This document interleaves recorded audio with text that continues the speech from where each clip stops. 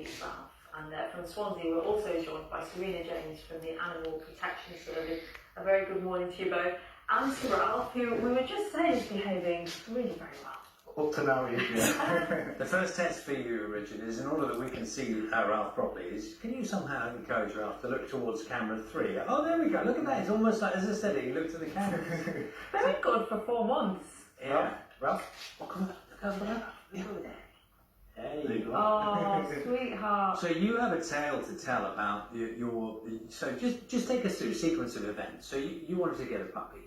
Yeah, so my son reached the right age. I think he was 7 years old, and he was asking for a puppy a lot. So I looked on a well-known website.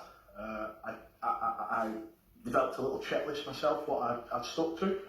I rung the seller. I asked him all the questions, like, can I see your mum? And he said, yeah. And he invited me down to the property. Now, as I got to the property, things started to change, but I had a little Reggie jumping all over me. And I kind of got puppy eyes. Now, something was in the back of my mind telling me something wasn't right. But I decided to obviously take Reggie. And then when we got him home, he had diarrhea, sickness, and he actually only lasted 14 hours in after and ended up in the vets with parvovirus, which is a really bad disease for puppies. It puts them in a bad way. And it was quite horrific, really. It was up and down the roller coaster for the weekend, 2 days. On the Monday, the vets rung and said, we advise you to come in and look at Reggie. And they advised us to put him down. I was adamant he wasn't being put down, but when we got there, he was in so much pain, blood coming through his mouth, something that I'd never seen before. It was horrific, and we decided to put him down. Now, I was in the room when it happened, and it's something that will stop with me for the rest of my life. It was absolutely horrible. I'm so sorry, because that is traumatic in you and your family as well. Yeah. Now, just so you must have had a lot of questions about how it was that someone sold you a puppy in that condition. So what did you do? So what I did, when we got out, I wasn't bothered at the time, but when Reggie was in the vets, I rung the seller and said, these other puppies will have parvovirus too because it's very contagious. He wasn't interested, he said they've not got parvovirus, but I wasn't bothered at the time because I was bothered about Reggie. And then afterwards I reported to the local council and Animal Protection Services, who are with us today, who do an absolutely amazing job. Has anything happened? Up to now, no, but we live in hope. I know Animal Protection Services spoke to me a lot on the case, and there's obviously more they're doing.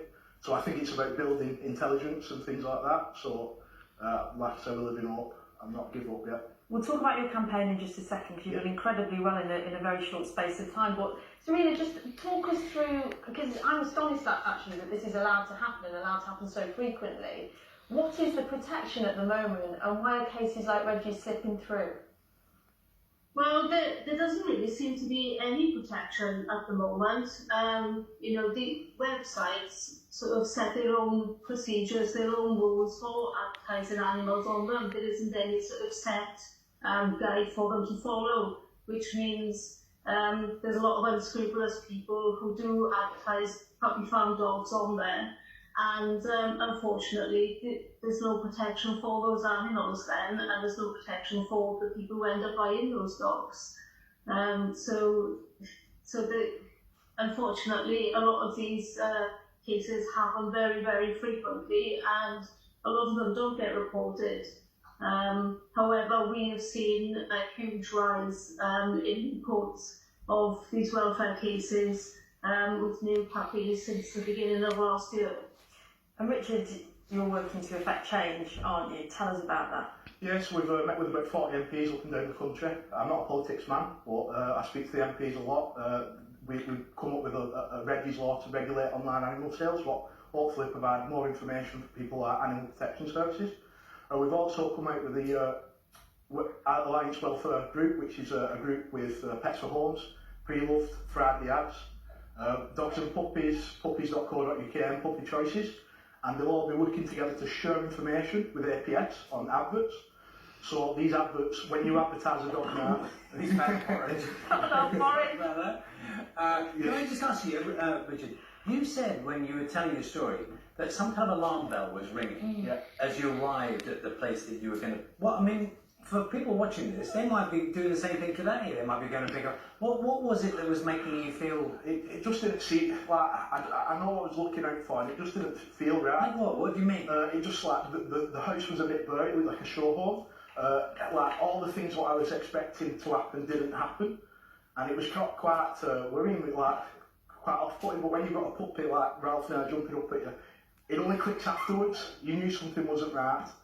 But going back to the website alliance what we set up, it is going to change. Like I said, these adverts, when people post an advert now, they'll be took down, and then when they go to post on a different site, they'll be took down again. So what we've set up with these websites, so this website, Alliance Welfare Group, with all the big websites in the UK, it will make a difference, and I've took that from a buyer's perspective, and I've took it to the websites and told them what I found as problem. Like the sellers advertising on multiple different sites, and now, and now I know that will not happen.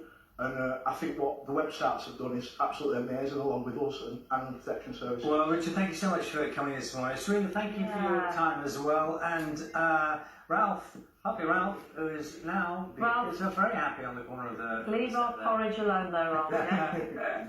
I see you this morning. Thank you. It's a brilliant campaign. Thank you. Thank you. At 6:50.